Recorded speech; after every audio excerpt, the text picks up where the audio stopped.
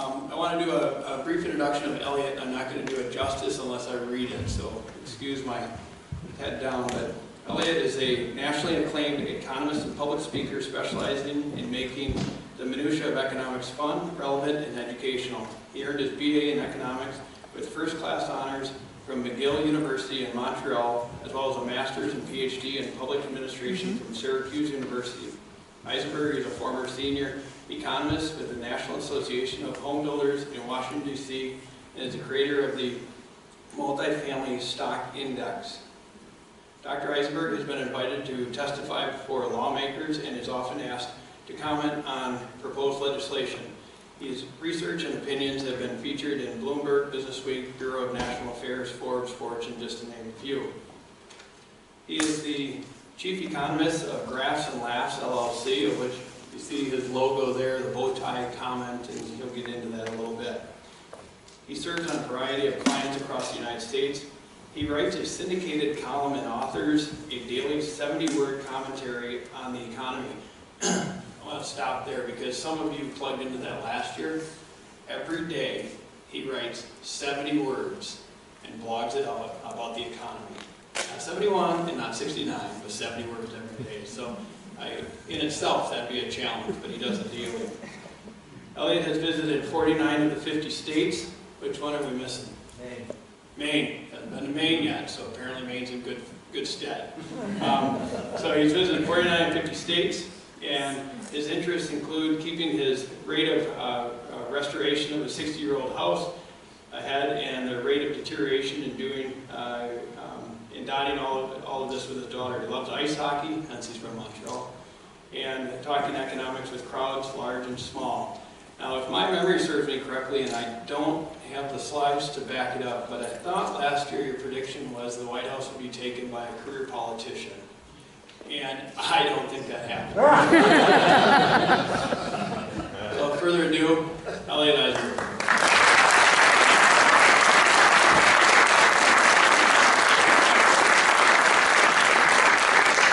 Thank you very much. It's a pleasure to be back here, Jim. Thank you. It's a warm crowd. And the second time around, I have to tell the truth now. Last time I could lie, I did that.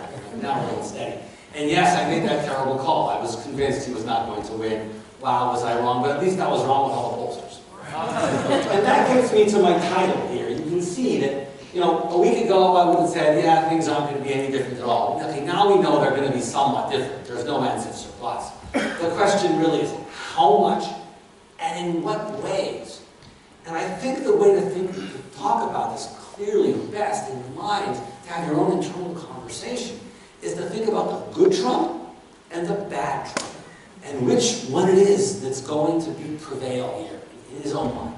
The good Trump is the guy who's going to cut taxes, you get some deregulation of Dodd-Frank and Consumer Finance Protection Board, and so on and so forth. Pipelines will be built, and so on. Increase in defense spending, infrastructure spending. It may take time, but we'll get that stuff. That's all relatively unambiguously good. We can argue, but it's all pretty decent stuff. The bad Trump, however, is the guy who's going to kick out 11 million immigrants and have a trade war with Canada, Japan, and China, and the U.S. Mexico, Canada, and China. Not a good thing. Those are all really terrible. They're not only inflationary, but they reduce GDP and they jack up inflation simultaneously. So a terrible thing. Which one will win? I don't know. How much Congress will prevail upon him? Who knows? How much of it was rhetoric? We don't really know. As I go through my slides, I will talk. You will hear me having this internal conversation to some extent. And you'll understand why. And the jury's really out on this. We just simply don't know. But what we do know is that things are looking a little better than they did. Interest rates are looking higher. GDP growth, we think, will be higher, primarily because we're banking on the good Trump, if you will. If we have the good Trump, household consumption will go up because we'll have tax cuts and all those good things, and defense spending. Corporate investment will probably go up because the economy will be going a little bit faster. That's a good thing. Government spending will go up. Deficit spending and budget deficits will go up a little bit. We'll have some more inflation. And hopefully exports don't get hurt. That's exports, that's imports. Hopefully exports don't get hurt. The bad Trump, however, could clobber exports, right? Could hurt government spending, could hurt corporate investment dramatically, as all these sectors with trade issues and immigration involvement, construction and all kinds that depend on immigration and labor We could have it at its worst, not that I think this in any shape or form, if we literally threw out 11 million immigrants, house prices would collapse. Because suddenly we have much too much housing stock. It's not going to happen, but that's sort of the extreme situation. So keep this in mind as we go forward. No one seems to predict this yet. I don't see it happening either. But you got to be ready for just about anything, because he's a really a tabula rasa, right? Let's look at the basics. Household wealth is good. The stock market's hitting all-time highs. All the indices are hitting all-time highs. We're up 3-4% since the election, because the expectations we're going to get all these pretty pleasant things. We're not going to get this wall that costs $25 billion and so on and so forth. I'm not sure how much higher the stock market can go. If interest rates, keep this in mind, interest rates start to go up, that puts a drag on stock market performance. Now, on the plus side, corporate profits have finally started to improve, and sales are starting to improve. We've had 5 or 6 quarters of either neutral or negative growth in both sales and profits. So this growth in corporate profits could keep the stock market up, but it's something to think about. Now again, that's not much to worry about, but just a little. So we're wealthier. We have a lot more housing wealth. Look, our housing wealth has gone from $6 trillion to almost $13 trillion. This is important. 2/3 of Americans own houses. It causes us to spend more money. So this is going to juice the economy as well. This would have happened presumably without Trump being there. But it's certainly helping. Today's numbers came out on consumer sales, retail sales. They were really good. Last month was good. This past month was good. So the consumers are feeling pretty confident in large measure because they have more wealth, they have more stock, they have more house value. We'll talk about jobs being plentiful, wages going up. These are all good things. He's inheriting a decent economy. I wouldn't say it's great by any stretch of the imagination, but it's certainly fine. It's probably the best it's been with unemployment low and wages going up, which we'll talk about. So we have wealth. We have more, our disposable income has increased and has stayed high. Lower is better. This is how much we devote to paying the mortgage and rent and car payments and so on. This is good. So we're feeling pretty happy with ourselves. So he's coming in now. Suddenly people are somewhat optimistic. I think the business sector is certainly optimistic about what's going to transpire down the road here. People are a little bit giddy. There's been certainly this onslaught of legislation and regulation that has been unrelenting, be it overtime wages or unionization issues or on and on and on, the fiduciary rule, etc., etc., etc. Just having this stop, I think, would buoy the spirits of business and probably increase corporate investment in plant and equipment. We have more cash, so we're borrowing more money. We're continuing to borrow more money. Now, if you look at this graph and you think, my gosh, we're here and we were there before, and it's pretty much the same height, don't worry about it. First, it's not quite as high. Secondly, GDP is a lot higher than it was. This was 98% of GDP. This is only 80% of GDP. So there's quite a lot more we can actually borrow. I'm not suggesting we should, right? Dodd-Frank has made it harder, which I think Trump will do something about, along with the ACA or Obamacare and all this deregulation to help. But we have space to borrow more. The things to notice in this graph that are really important, I think, are first, auto lending has increased. Not a lot. It's increased a little bit as a percentage, but that's good. You need a car to get a job. Secondly, household mortgage debt held by households skyrocketed during the boom period of 3, 4, 5, 6, 7. This is a perfect example of going to hell in a handbasket. It looks nice, it feels good, and it's a hangover waiting to happen. The poor guy there, he's reaching for water already. This is a really bad sign. And the only reason we had this was because of credit. Credit was extended, was let you pay more money and bid a higher price for a house. And you did. And then somebody else borrowed money and could outbid the next person on the next house. And prices spiraled, only because there was an increasing supply of credit available.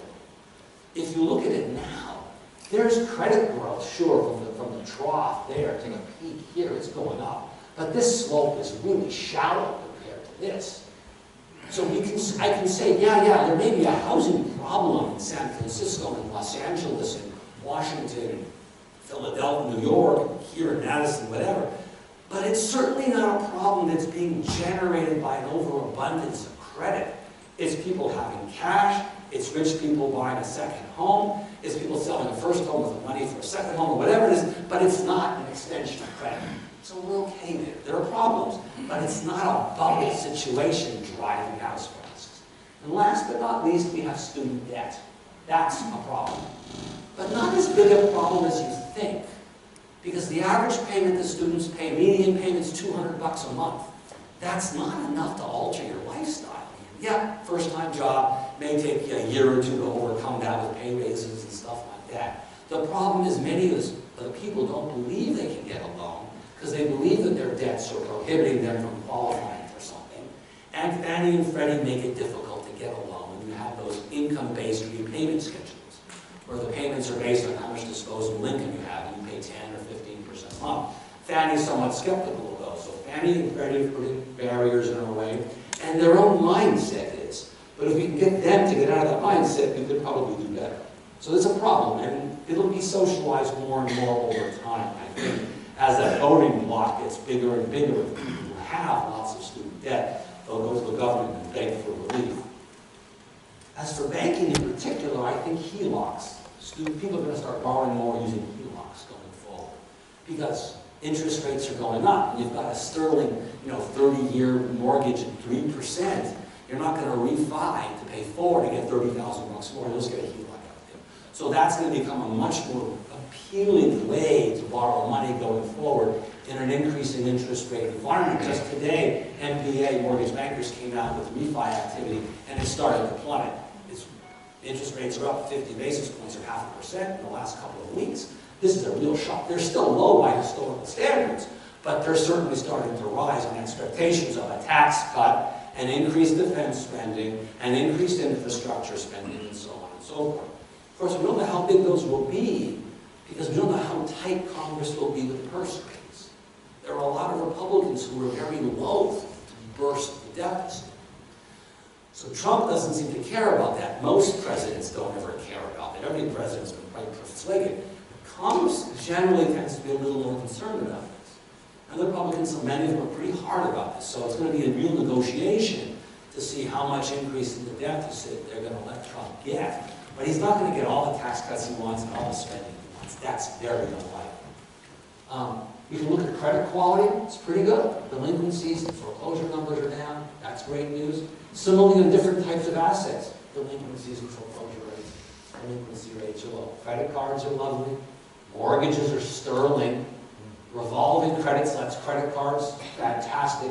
The only flying element, auto loans. You can see here, they're starting to tip up. All kinds of measures are starting to tip up for a whole bunch of different reasons. But the end of the auto cycle is here. If you're making a living selling cars or something involving cars, it's probably peaked out. We're selling all sorts of pictures, 17.5 million units, but it's the end of the day. Used car prices are falling, so residual values on the leases are going down. Length of leases is going longer. Car payments are 60, 70 to 84 months, which is ridiculously long. So you put this together, you're not going to have increasing sales of automobiles. We'll be staying at this 17.5 million range for a while. And now with interest rate rising, that's yet another small headwind to take into account. Autos have done well, but they're not. And last but not least, of course, student loans are going to hell, also in the handbasket. But we can talk about that during Q&A, and someone should bring it up. I'm asking someone to bring it up. There's a lot to talk about in student loans. There are defaults, but they're less important than you think. In terms of overall delinquencies, you can see this is very interesting. Before the recession, this is 2003, 5% of loans, essentially, balances, had some problem, 30, 60, 90, whatever it was, late or in severely derogatory. Now it's the same, roughly 5%. But notice the composition is quite different. It used to be mostly here in the green category, 30 days ago. Now it's mostly here, severely derogatory. So we have a stock of old crummy loans. But the new ones that we've been making over the last while have gotten better and better and better. I mean, they were as good there as they were here. This is years ago. And they've continued to improve and improve and improve. So credit quality has rarely been better. It's just the overhang that we're suffering from the past. Consumer confidence is okay. It really is. Consumer confidence came out a couple of days ago. A different measure of it came out, and it included 2 days after the election. There was no decline. So far, the little evidence that we have, and I've got some more slides that are super contemporaneous, nothing is showing anything particularly disturbing about the outcome. Of course, part of that is it's college students and high school students that are distraught, and they don't have any money. So who really cares? They can go to all the trigger-free warning zone spaces and play with all the Play-Doh they want. They don't have enough money. It's not quite true, but you get my point. It's the adults in the room that really matter, and so far no one there seems terribly unhappy, except in Portland, where they decide to indulge in violence, but I digress. Consumer confidence is looking pretty good, right? Going to hotels is really good. 2015 in yellow was the best year ever.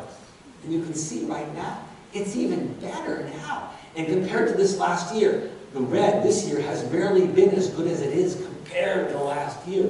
So hotels, this is totally discretionary. Whether you look at it from the household side of going on vacations, whether you think about it as having an affair, whether you think about it as corporate travel, this is completely discretionary. And if you see discretionary spending going up, that means households are feeling pretty good about themselves. So this is good news. Similarly, going to Las Vegas, we're at an all-time high on that axis, and convention attendance in red, it will break the all-time high hit in 2008-07 before the recession. So Vegas is doing well. We're going to Hawaii more than ever. That's also an expensive thing to do. So again, we're feeling good. We have wealth, we have income, our house prices are up, our stock portfolios are up. We'll talk about jobs and income. This is all making us feel pretty good. It's taken a long time to get here. But Trump is really inheriting an economy that's, I would say, as good as it's been. Again, not great. Nothing's great. But it's good. It really is pretty decent. Again, auto sales, as I mentioned earlier, have been hanging around this 17.5 million range now for quite some time without much expectation of improving. Gas is not going to get cheaper. Money is not going to get cheaper. The fleet's not going to get any older. It's actually starting to get younger again. So all the drivers that were pushing people to buy cars are now largely done. Employment has gone up. Lots of unemployed people buy a car when they get a job, but most people have a job. So I don't see this improving. It stays up there, but it's not going to get any better. So you put this together, the household sector is doing well. This is 2.5% growth right here. It was as high as 4, it's come down, it went up, it came down. But we've been solidly above 2% now for years, since late 2013. Despite that, the overall economy has not come close in any, except for 1 or 2 quarters, to doing this well. It's because the household sector has been driving our economy. No one's ifs or buts about it. We've been a one-horse town. There's been no corporate investment to speak of, no government spending to speak of, and net exports have been crummy because of a strong dollar, which we'll also talk about. It's hopeful that Trump will change this dynamic. This investment spending in physical plant and equipment will get corporations off the dime. They'll invest in buying bulldozers and stuff like that, hiring people to build roads and sewer systems, airports and all that kind of stuff. Defense spending will go up. That will help aerospace, Lockheed, Martin, Marietta, Boeing, all that stuff. This will lead these firms to invest in plant and equipment, which will be good. Deficit spending, boost the government spending, and so on. So there's optimism that no longer will we be dependent solely on household consumption. This would be unequivocally a good thing. Looking at corporate investment, why has it been so dull? It's pretty obvious. Oil prices stink. Natural gas prices stink. Milk prices, I have to put this in, I'm in Wisconsin. They stink. Doesn't matter how you measure, powdered, fresh, whatever, cheese, the whole thing, it's all crummy. Oh, corn, it also stinks. Oh, how about soybeans? And they're also crummy. So whatever you do in agriculture, you just stay home. There's no point. The world, the markets are all against you for some random reasons and whatever. But ag is not doing well. Energy is not doing well. Mining has not been doing well either because the price of raw materials has fallen because China is no longer growing as fast as they did and they're no longer industrializing as fast as they did. Many people now have a decent place to live, so the need for copper wiring in buildings and so on has reduced dramatically. So that they don't need this, so the price of the commodities are going down, so weaker, copper and so on, tungsten or whatever. So this is hurting also. So you put this together, and you have weak corporate spending, unsurprisingly so, right? Corporate profits haven't been going anywhere. Your bank aside. So corporations haven't been excited, right? So commodities aren't doing good, agriculture's not doing good, mining's not doing good, internet, corporate profits aren't going there. Corporate profits for financial firms haven't really been going anywhere either. So there's not much of an excitement on the part of financial institutions to generally invest. And they've had to spend a lot of money already on compliance, increasingly expensive compliance issues, which has sucked up a lot of money they might otherwise have spent elsewhere. On top of that, the bigger banks on top, right? The smaller banks on top, the average bank here and the biggest banks on the bottom, net interest margin, or how much money they make per loan hasn't been particularly good either. So banks don't have much of an incentive to lend, which may have also been causing some harm. There's data lending is going up, commercial industrial, commercial real estate, and so on. But maybe it would be faster. So there are all these impediments out there. Ag, land, energy, banks, profits, all these things that are putting headwinds on corporate spending, depressing GDP. The hope here is that with Trump in the White House, things start to change. There'll be faster growth, better GDP growth, higher wages, a little higher inflation, more investment, and that's going to get us off the dime and increase GDP a little bit, which I think will happen as long as we don't get the bad Trump, right? So you look at the corporate spending on plans, and that's what you see. This net outcome has not been particularly good. Are we at the bottom? I don't know. I do tend to think we're getting close. It's unlikely the dollar gets a lot stronger, but it might, and we'll discuss why. It's unlikely energy prices get much lower. We've already seen increasing rig counts and increases in exploration and production in certain parts of the oil patch, the Permian Basin especially. And if oil prices rise by as little as $10, I think the fracking guys are back in the game wild. At $60 they can make money, especially if there are more pipelines out there to take the energy from the middle of the country and bring it either to the east or west coast or to the Gulf of Mexico, or they can get it on a ship and ship it away somewhere. That's critically important. If you look at the Bakken Shale in North Dakota, the problem they face is the wellhead price there for a barrel of oil is $20 lower than it is on the coasts, because the cost to get it out is prohibitively high, because the pipelines aren't well developed. And if Trump gets the pipeline, the Keystone XL, and other pipelines are built, that reduces the break-even price for oil in these particularly unattractive spots, the Marcellus Shale for natural gas in the Ohio, Pennsylvania, western New York area, and in particular the Bakken Shale as well. So yeah, maybe we're getting up there, but it won't get worse. I don't think we're going to get much worse than this. So that's good. So you put it together here. If you add more of the economy to just the household sector, you add now essentially everything else with the exception of government spending, which bounces around a lot. Inventories, which swings wildly and has been hammering GDP. We've had much too much inventory, and we have 5 or 6 quarters of decline, which hurt. And exports, which bounce around a lot. GDP, this part of the economy is growing pretty well. This looks like 2.5%, but it's 3 months old data. The new data hasn't come out. It's probably closer to 2.2, which is still not terrible. It's still better than the rest of the economy's performing. Meaning that these sectors, government spending has been bad, exports have been crummy, and inventory has been awful. Those are the things that are really dragging down our economy. The rest is dragging it down, but those are really dragging it down. Inventory has stopped. Government expectations are it'll improve now with increased deficit spending of some amount. That will boost economic growth. And if bad Trump doesn't show up, exports won't be adversely affected. What will he do? He can't just single out individual countries without extremely good rationale. It's very hard to do that. You can do all the general things, but it's not so easy. This is government spending, employment. It's going up a little bit, but as you can see now, it's kind of peaking out. And the data really shows that it's peaking out. Lots of states aren't doing all that well economically. But the federal government's now going to ride to the rescue in a big white stallion, right? We're going to have worse budget deficits going forward. So here was the recession of 2009, when our budget deficit hit almost 10% of GDP.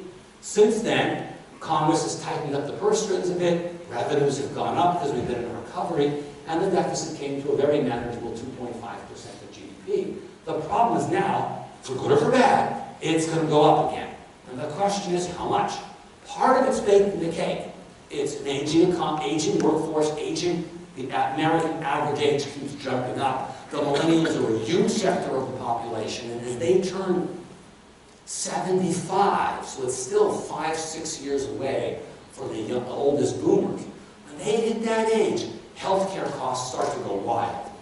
We got Medicaid, Medicare, and Social Security that are going to kill our economy. Whether Trump is there or not is completely irrelevant.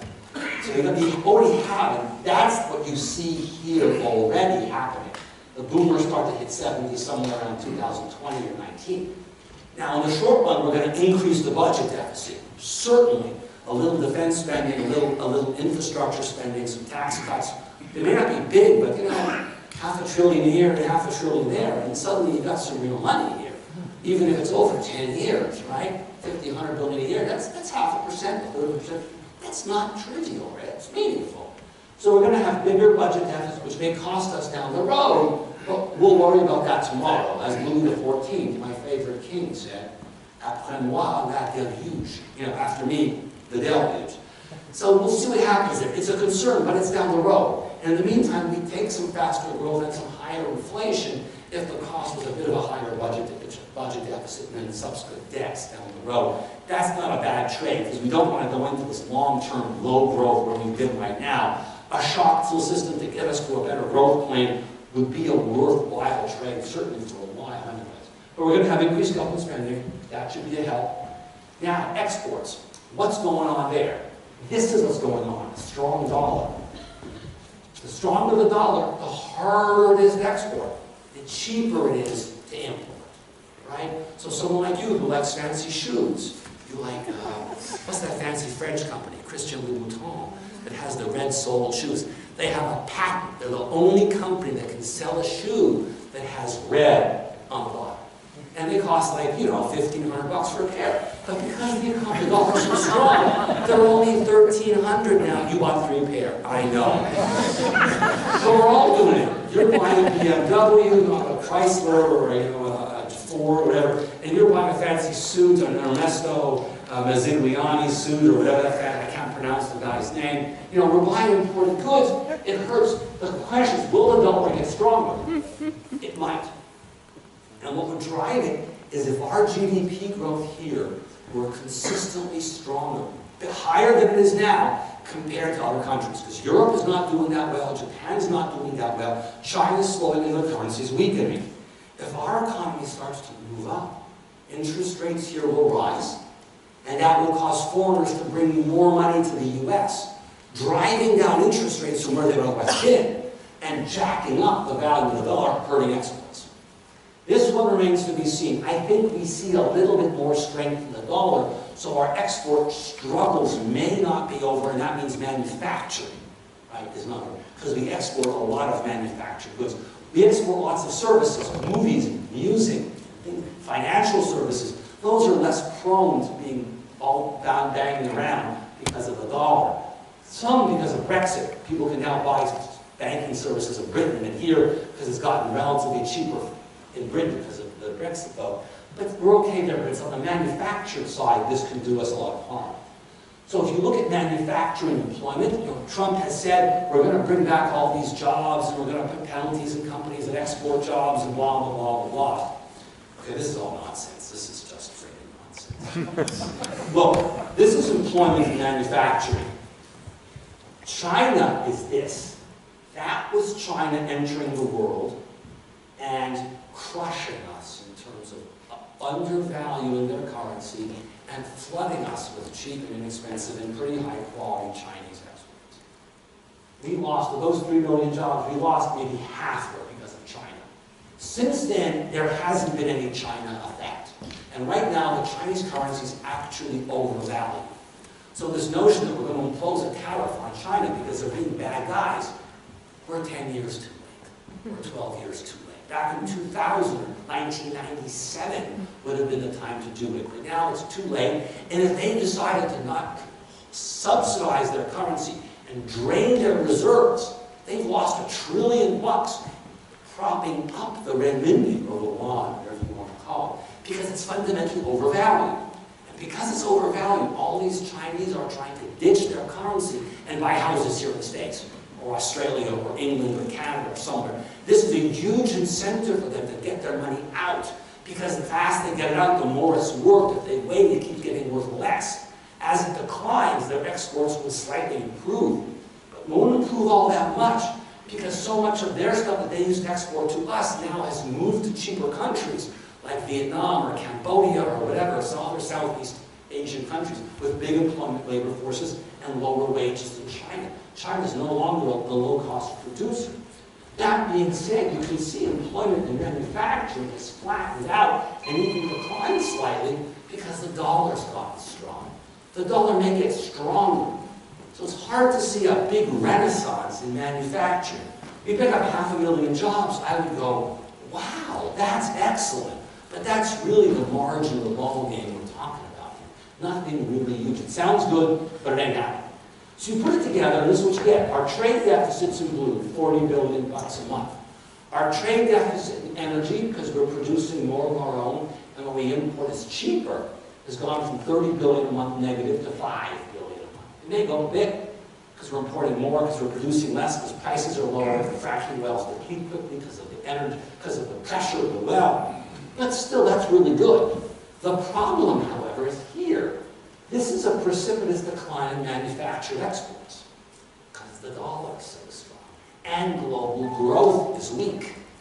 We're not going to be able to pull the globe up with us. 40 years ago, 30 years ago, 20 years ago, we could drag the world on our backs and increase global GDP. Now it's not so easy anymore. So we can help ourselves, but we're not going to help the Europeans, the Japanese all that much. If the dollar stopped getting stronger, this will stop getting worse. You see it here. It's maybe not getting so bad anymore. That's the best we can hope for here, absent a trade. Remember that. So you put it together, this is GDP growth. It's been, as you can see, really roughly 2%, right? That's about 2% right there. There's tons to talk about in this slide. I'm not going to belabor the point beyond saying I expect things to get better. If Trump does what we think he'll do, GDP rises because of defense spending and infrastructure spending and a tax cut and all kinds of deregulation. Deregulation is generally a very good thing for the economy. Reduces prices and increases supply. It's unambiguously a win. And if you're getting some inflationary bias, which we're going to start to get, deregulation keeps the inflation under control a little bit, which is also very good. By contrast, interestingly enough, 6 months ago, a year ago, when inflation was remarkably low, were we to have deregulated then, if we deregulated, and if it was successful, it would have driven inflation. But it's not that. There's problems here.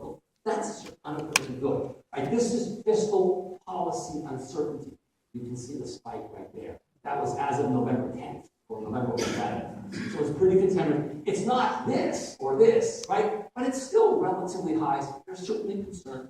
Another piece of contemporaneous data is the VIX, or the fear index. I'm not going to go into exactly what it describes, but suffice it to say higher is worse. It went up a little bit, but that's nothing to jump up and down about either. So there's no gross concerns here about things really the bigger of hitting the VIX map, right? Similarly, this is also a contemporaneous piece of it. A whole bunch of concurrent economic data coming out. All kinds of data come out, they show a graph. You have to get to -1 on this graph before you really have the chance to get a recession. And you can see the last bunch of years, there became a little close, but we weren't even close to -1. That was about 0.75, 5.4. So there's no recession up here. Actually, because of what Trump has been doing and saying, this likelihood has increased GDP. And the higher GDP is, all else equal, the lower the probability of a recession. So all else equal, recession probability has probably declined in the last couple of months, last week or two, sorry, from say 25% to 20%. That's pretty good. Baseline is about 12 or 13. So we're getting pretty close to as low as we can get because of the increased stimulus that we're likely to experience because of the deficit spending, restructuring, tax cuts. So last but not least, this is a measure of yield curve inversion. The yield curve looks like this. Long-term money is more expensive than middle-term money, and overnight money is really cheap. You pay next to nothing to borrow money for one night with collateral, treasury. You want 30 years to pay more. But occasionally the yield curve goes like this. And it goes like this, and it goes below even. The blue squiggle goes above the red line. I think the 1 year treasury minus 10 years. Usually it's the 2 years, doesn't really make any difference. The point is, except for here, every time you have a yield curve inversion, here, here, here, here, here, here, and here, it's followed by a gray bar. The gray bars are recessions. So if you see the yield curve inverting, it means get out of Dodge. It means buy guns, buy ammo, buy bottled water, canned goods, and a home that's defensible on a ridge. Okay? Or gold or something platinum, stop your business, leave, take a 6-month vacation. And you can see here the direction has gone in the opposite direction. The yield curve is getting steeper, not shallower. And this was mostly already before the election. So this is another good sign that we're not likely to have a recession. The only reason we're going to have a recession, beyond some random terrible event, like a massive earthquake in California, or God forbid, terrorism, or Ebola or something, would be a policy mistake. You'd have China does something wrong. Internally, it would be a policy mistake. It would be Trump having a trade, right? Trump kicking out 11 million people. If we stay away from these unforced domestic errors, the chances of a recession reduce lower, even including that, they're lower. But that's going to be the cause of it now. No one knows how Trump's impacts will be. The Fed's not sure how fast inflation will grow. Maybe the Fed starts to crank interest rates up too soon and the inflation doesn't appear. I mean, these are the things you have to start concerning yourself. Low probabilities, but they're not zero by imagination. Let's talk about labor. They're good. They've only gotten better since I was here 12 months ago. They continually improve. This is labor force growth. 2 million jobs, 4 million jobs. We are now in the middle of the 8th year of an economic recovery. And last month, we produced 161,000 jobs. Annualized, that's 1.9 million jobs. We only need to produce about 1 million jobs, 1,000,001 a year, to soak up all the new Gen Yers or the millennials entering the labor force after you subtract out the boomers that are retiring. Because so many boomers are retiring. So we're producing jobs well over the number of replacement jobs. And that's generally driving unemployment down. Right? So this is terrific. We're not going to keep up with these numbers. But as long as we keep up over 100,000, 110,000 a month, we're improving the labor market and we're increasing the number of employed people. That's pretty good given where we are. That guy is so excited he's looking for a new job. Or a job. I don't know. We'll come back. Tell us. Looking for some inflation. So that's good news. Next, unemployment's at 4.9% right here. You can see it was actually 4.6, 4.7 right here. And it went up. It went up because it's getting easier and easier. So people who weren't even looking for a job are now saying, hey, there's some guy like you, Sharp, who has virtually no skills. Well, then why not? Yeah, I'll throw my hat in and I can find a job too. And that's what's happening. We're creating more jobs than we need to soak up new entrants. And unemployment is rising. This is a wonderful thing. It's stupendously good. We are grateful this is happening because it means there's more slack in the labor force and there's less need to crank up interest rates that much quicker. Now, the Fed may have to do it faster. We'll talk about that soon because of all the stimulative effects that Trump's going to bring to the table. But it would be maybe even more stimulative. They'd have to raise it even faster if it weren't for the unemployment rising because of people like Charlie getting through the labor force. unemployment, so, oh, you're insurance.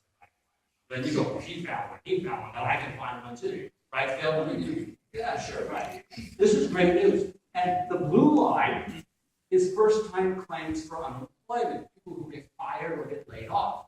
You can see it's been below 300,000 for 80 some odd weeks now. It's the longest period of that low since here in the early 70s. Right there. That's 40 years ago. No one's getting fired. If you want a job, Charlie will find you one. And if you've got a job, you aren't going to lose it. Come late, tell your boss. It doesn't matter what you do. Tell them, I think you're bad. If here's a business case why the board should fire you, I'm going to give it to the board. I'm sure you know mine.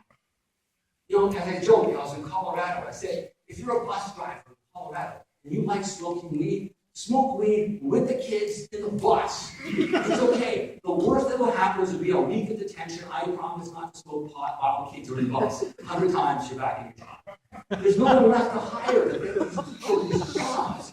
So you're good to go. It's good. It's a good time to be an employee. It's the first time it's been a good time to be an employee in a long time. If good employees, take care of them. That's important. Because there are appeals going up for other employers, headhunters are looking, and so on and so forth. Look at this. This is quits.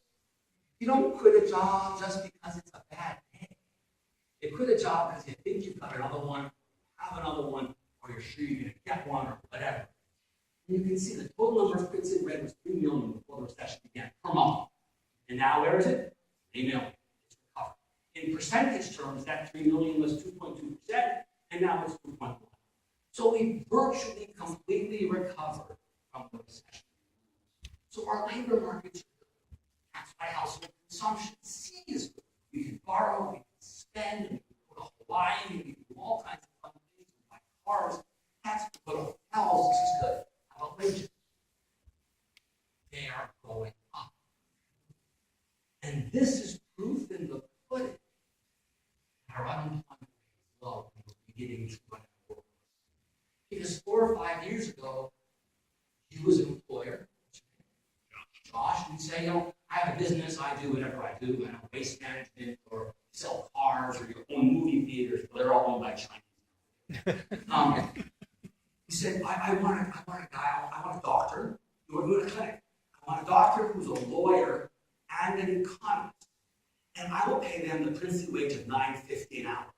And you could get like infinite supply because unemployment was bad. But now it's going to cost at least $9.75. They're not going to scale because unemployment's gotten lower. So what you see is an increase in year-over-year increase in wages. It was 1.8 way back when. Now, finally, almost 2%. This has been kind of a slow rise. Unemployment here was really bad, 9%. Now it's under 5%. You would think that the gap between this and this would be bigger. And it is. If you correct for the problem, the 1.8 goes to about 1.5. And let's go back 2.8 actually becomes 3.6. Here you have a 2% gap between the low and the high. Whereas in this graph, why? The answer is there are so many boomers retiring and leaving, and they earn high amounts of money. They're late in their work careers. They've done well. They're hanging on, making good pay. By contrast, the youngsters coming up, some the college graduates, they make a small fraction of boomers who are retiring. So you're retiring, you're making $200,000. And you're starting out, you're making $20,000. Wow, this is a huge difference. And this always happens.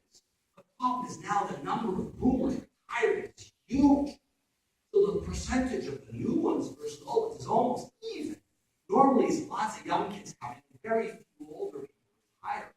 Now the number of older folks went up. It's contaminating the data. If you get rid of that problem, that's what you get. Moreover, look at this. You take that line and you break it into job stayers versus job quitters. Remember we had job quitters back here? Let's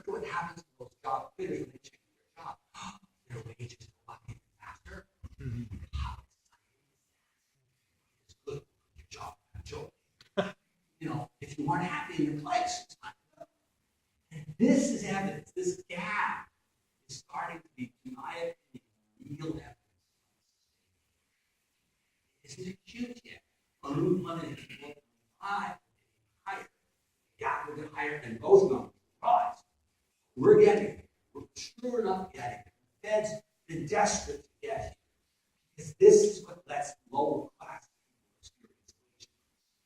The higher you are in the wage scale, the faster your wages recover after a recession. You need smart people at school. You need to put that in the bus. Buses are empty now. Full. You don't have the bus. As the economy gets stronger and stronger, less and less people are unemployed. Everybody's wages start to grow. So in 2015, for the first time, the bottom half of the economy experienced a higher wage growth than the top half. That was good news. We need some increased income at the lower end. They said that didn't boost the economy. And it's good for them. They need it. How about inflation? It's starting to go up. By any measure you look at, it's going up. Here, import prices. That's zero inflation. So we're still year-over-year negative. Things are still getting cheaper, but not at 10%. Now it's 1%. Actually, just this morning, they came up with data and it's going up. Energy prices are a large part of it, but it's going up. How about export prices?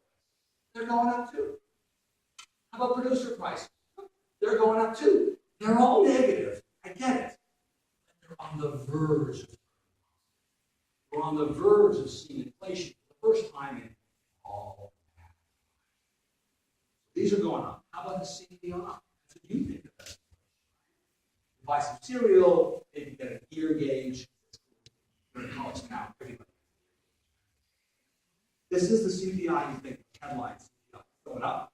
This is core CPI minus food and energy. And we exclude food and energy because they just plain bounce around for absolutely no reason. A drought in America, a bumper crop in Ukraine, stupendous weather in Manitoba, whatever it is, it doesn't mean our economy's good or bad. It just means cereal prices are higher levels of food. Similarly, oil prices. So if you exclude food and energy, you get this. This is going up, and that's going up. So we're going up here. We're going up here. We're going up here. We're going up here.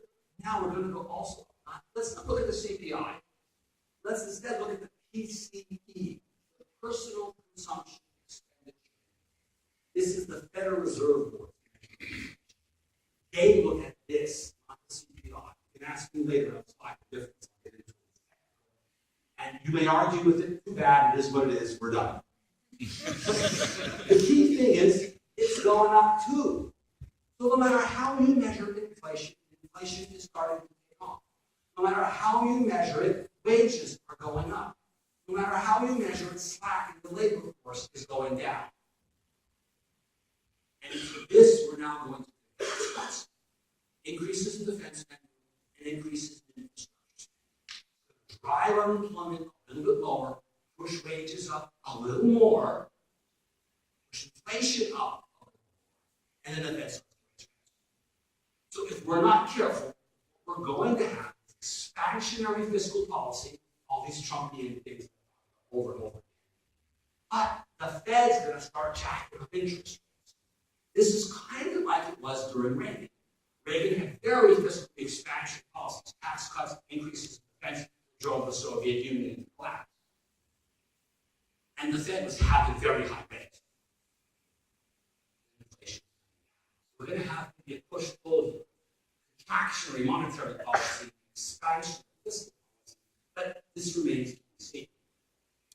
What's the and the globe is not that hot, but it may be getting better.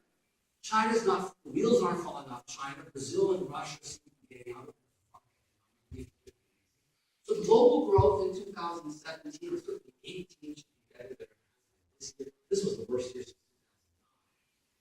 2009. So the globe gets a little better. This is amazing. This is inflation expectations over the next 5 years and 10 years.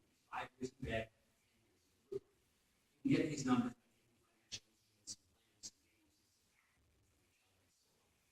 Look at the spike. Just here, they were stupendously low.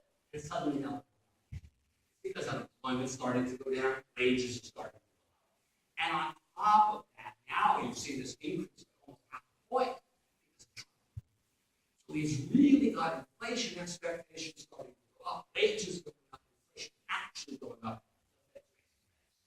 There's no they're raising December bards nuclear disaster, 90% chance anything possible. But they raise it from the current rate Fed funds, one raise there. 2 times they're going to raise it by 25 basis points twice, 3 times, 4 times. These are now lower bound estimates. For years I've been saying they're going to raise rates, and we've all been wrong. All been wrong. 2 weeks ago, when I would have put these numbers up, they were all would have been a little lower, maybe once, twice, 3 times, not 3 times, 4 times.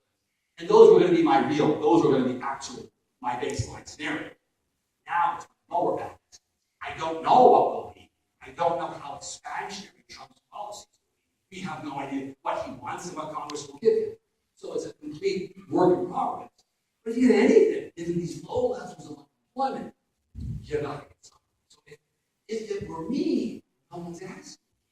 The time for this infrastructure spending really is now. It's too late. You don't have massive public works projects. You have them at 7 and 8%. Because now all you're going to do is rearrange the workers. So you use the worker company A, make $10 an hour, and now she hires you, you go over her, you make $12 an hour. You have to get more workers into the economy. That's why doing public works. You're taking unemployed resources and bringing them in. If you're fully employed, there's no point. You're just going to have wage increases, which leads to inflation, which is going to jack the debt, right? So this is something I wouldn't be doing. But again, nobody asked me. So you're going to get at least this much and possibly more if you get this inflationary tendencies because when unemployment gets too low. The Fed won't let it get below 4.5 probably. They'll start raising rates faster at that point. So more and more fiscal stimulus and potentially some more monetary stopping, tamping back. But we just don't know. That's the problem, right? And rest assured that small increases in the funds rate or big increases, 400 basis points, 4%, 5%, don't really change the 30-year mortgage. So auto loans aren't going to change tremendously. Home mortgage sales aren't going to drop off. We'll have better GDP growth so we can withstand the higher interest rates. It's a good pro quo you get. Remember, think back to 2003 or 4. The economy was roaring, and we had 7% on mortgages. Right? That was fine. You could withstand it because you had good growth. We'll get better growth. We'll get higher interest rates. That's okay. Now, let's talk about housing. Where do we stand? There are some good things, and there are some bad things, right? All right, this is where housing is right now. It seems to be topping out. I don't think we're topping out. There's been a decline in multifamily, discussed, an increase in single-family, discussed. There's still room. The problem with housing has been the decline was really precipitous, and the recovery has been profound. Normally, I don't go this far back in this graph. Usually, the decline is masked almost near range of recovery. So you have a shallow decline, you have a shallow recovery, a steep decline, a steep recovery. This time it's a steep decline, very shallow recovery. There's more. We'll discuss why. Why? Because household formation is decent. This is last year's estimate. No one knows what household formation is. There's no data on this. It's very bizarre. But it's very hard to get this number. Everybody estimates it on all over, right? This year, probably closer to 1.1. But we're producing household formation well over a million. That's why we need more housing. We're barely producing that, let alone people that knock their houses down, disasters, and so on. But we've already talked about wages. We're not kind of saying we'll get back to student loans, credit. If we're waiting for this number to get up there, this is the dough having a branch, right? And this is very serious. It's getting better. This is an important and good development. And Trump will probably make it easier. If he gets the Department of Justice off the backs of banks will lend more. If he gets your billion quarter away, the head of the Consumer Financial Protection Board, that will have businesses be happier lending more as well. And won't get sued.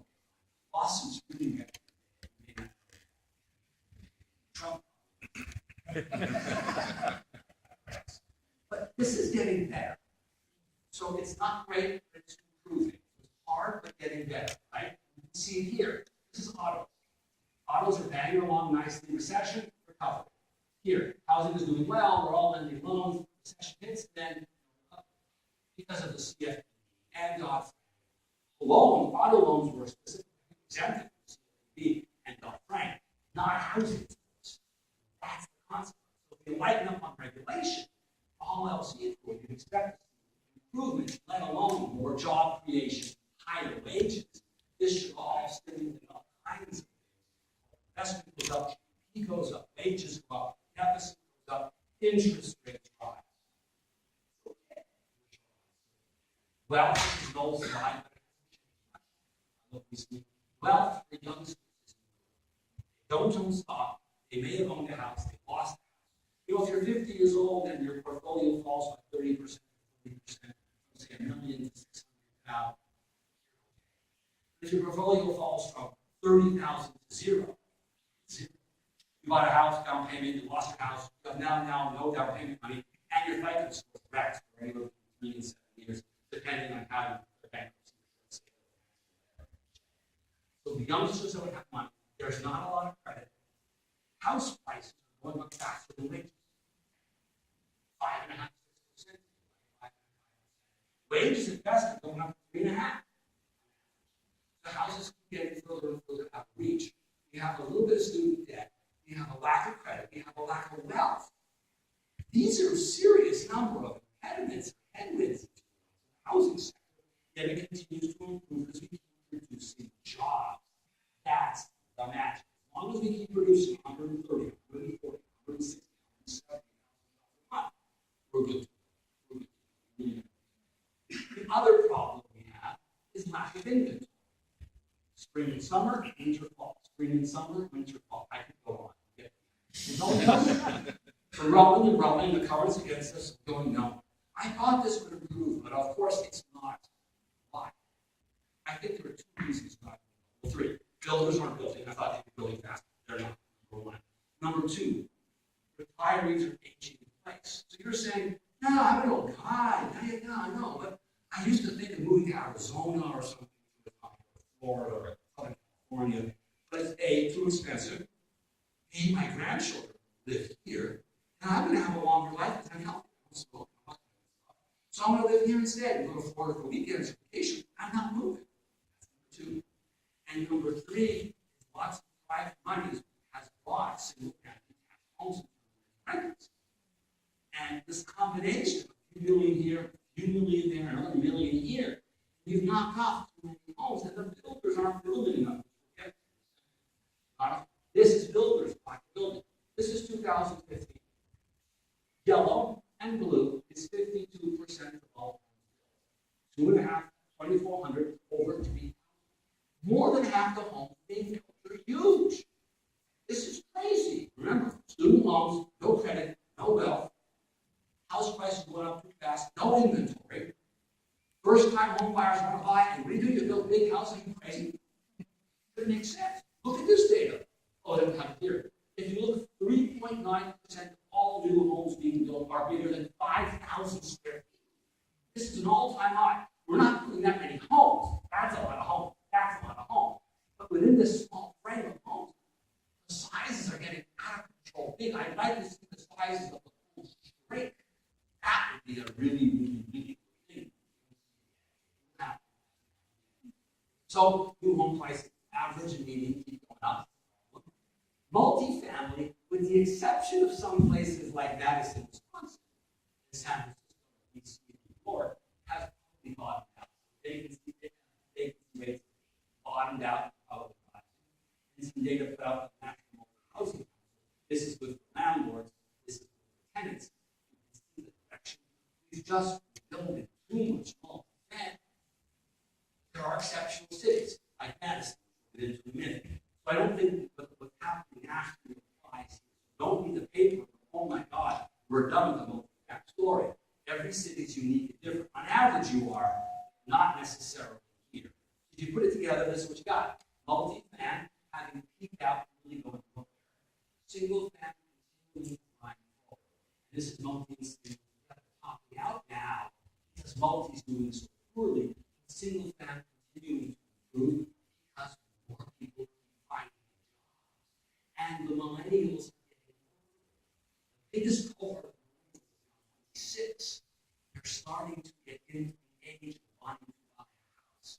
They get behind us in their careers, but also live. So their working careers, they start later. They'll also extend later for our grandparents who work until 16 and retire off. They'll have 60. These millennials won't begin working until 26. They could well work until 7. Physically healthier, better educated. Renovations, alterations, and repairs are doing well. The pre-recession all-time high was about $275 billion, and we were continuing to do very well. So this is a fruitful area to look at as well. Lending, work, offering services to households, all that kind of stuff. Existing sales of homes continue to go up pleasantly. There are some weird fluctuations later, but the trend is up, held back only by high prices, lack of new homes, lack of inventory. So you're going to get 3% increase in overall sales year over year. Nothing spectacular because there's no inventory, right? That's all it is. This is of late, last couple of years. It continues to go up. There's again bouncing around. Activity, right? This is purchase applications. They're up 4 or 5% year over year. Nothing spectacular anymore, right? And now interest rates are going up. It'll be okay. Refi activity is completely done. Forget about it. It was spectacular because of Brexit, and as good as it was in June and July, because of Brexit, late June, early July, that's now how fast it's going to keep going. Completely fine. If your business depends on refi, God bless you, get it all. So delinquencies and foreclosures, as you can see, have pretty much returned to where they were before the recession began. They're actually now lower than about there. That's already 2004. That's pretty good. And it's still lowering. It's still getting lower. So all these 30s, 60s, 90s, 120s, whatever, they're getting better. Cash sales, which will help in financial mortgage activity. Total cash sales are red, peaked, and they've been coming down. So this is going to help you to get higher prices, bigger volume, fewer cash sales, more total dollars of origination on mortgage applications. And this is upside down households, millions of units and percentage. Who cares? It's all going down. That's good news. And last but not least, the boomers. Like I said, the boomers are getting older. This slide's a couple of years older. It's from July 14 data. You can see here they were 23, so now they're 25, almost 26. First-time home buyers, median age 31. We're getting close. And they're behind schedule because of all the suffering they experienced and low wages and lost houses and all because of the terrible recession, the Great Recession. But they're getting closer. Okay. Now, how about things here? We'll wrap up. A bunch of slides to wrap. First, for those of you who don't know where you live, you know, you're a great school. Wisconsin's one of the great schools, Wisconsin in general, and Madison, one of the great schools in America. Wisconsin's fine. Nothing spectacular. You're fine. Madison really is the star. There's no question. Going forward, it's fine too. It's not dark colors. These are the best. Out west, you kind of get one west in Minnesota. There, things are really good. And out east, the south seems to be pretty good. And biggest state's mass, what, 8 million, 7 million? They all live in one city, Boston. New England is Boston. That's I got it. Unemployment in Wisconsin is very low. You're fine. You're at 4%. That's really low. You're a whole percentage point below the country. This is really low. It doesn't get a lot better. You're good. You're good there. How about population growth within this metro area? I'm looking at the U.S. is in red. Right? Wisconsin's in blue. Right? Blue is right. So the U.S. is in red. Wisconsin's in blue. So you're growing more slowly than the U.S. But look at Dane County. Everybody else is below. Dane County is where everything's happening. We're in Dane County right now. This is truly the magnet within the magnet. It's all Dane County. How about Wisconsin growth state product? Doing very, very well. We're a well-educated state. Lots of things going to be manufactured. Turn around a bit. walking better. Autos are selling well, that's helping a lot of car part manufacturers and so on. Unemployment rate, this is ridiculous. So these colors aren't going to change for the next 6 slides. So Janesville, in honor of our Speaker of the House that was voted in unanimously by the Republican caucus, and because it's nearby, they were stupendously high. Now they've caught up. Madison is in red. Look at this. This is crazy low. You're at 3%. There's no workers around here now. You know, this is amazingly low. You have a gap between the next lowest place, which is Appleton and Green Bay. But even the worst place is don't go. But even there, it's 5%, which is the national average. So your worst area here in your state is the national average, and lower is sort of the southeastern part of the state, right? Generally south. Green Bay, not quite Appleton, not southeast, east. Except for them, it's south. Janesville, Madison, Washington, it's south. I thought those were interesting places to add. Unemployment is low. This is labor force. People working and looking for work. Look at this. They're all doing okay. But now, except for crummy Racine, they're all doing really well. This is really great news. And look at Janesville. Wow. They suffered tremendously here because of plant closure and so on, right? GM plant. Look at this. They're now performing really well. So good for Janesville. And Madison, wow, you're right up there, number 2, right behind booming Janesville. And Janesville's recovering from this terrible dilemma. You never had the problem, and you're still doing tremendously well. So, the red carpet for you guys, kudos to you. But everybody else is getting better. This is excellent. This is why our unemployment rate is going up a little bit, because new people are working. This is stupendous. And this is the payroll growth. Look again, Janesville, remarkable. Madison's doing quite well, slowing down. Can't go on forever. Your unemployment rate is super low in these states, right? Even crummy Racine, which was just rotten, is now getting better. They're above 0. They're okay. Again, don't go to Racine, right? This is per capita personally here, right? This is Racine here. Madison, superstar number 1. How about it, right? Milwaukee just behind it. You're doing really well. Racine's the worst at 5%. They're doing okay. Foreclosure rates are stupendously low in Wisconsin. You've got no problems there. House prices, you see what's going on. But who's the best? Who's the best? Madison, shocking, right? Racine, who's the worst? Racine. They were up there, and they're the worst. But even they're improving. Everyone's improving. So you're okay. Even the worst places doing okay. They're less bad, right? This is remarkable. One more slide after this is done. Look at this. Let's go back to 2004. The boom. Red is single family. From red to blue is multi. So it was pretty evenly divided. You had 400 or 500, 250 here, 250 there, 200 here, 200 there, roughly even amounts. Now take it forward 12 years. You've got 100 single family, 300 or 400 multi. And it's just continuing. Maybe even going up. I'm not sure. This is an unusual story. You are very unusual. Where you're moving. There's ample ground. I know that you have 2 legs. Beyond the legs, there's lots of land. You may never go beyond the legs. Again, it's the sexual world. I know. There's lots of land. Yet, you want to live downtown. Zoning is hard. Land is expensive. So let's put it.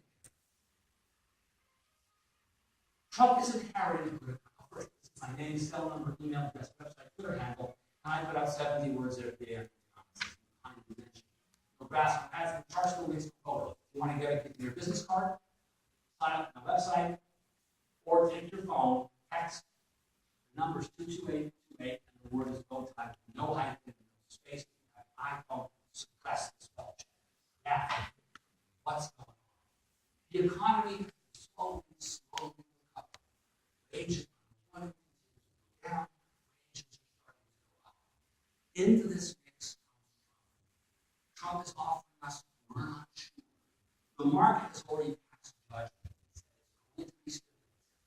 Because if he doesn't get it all done, he'll get much of it.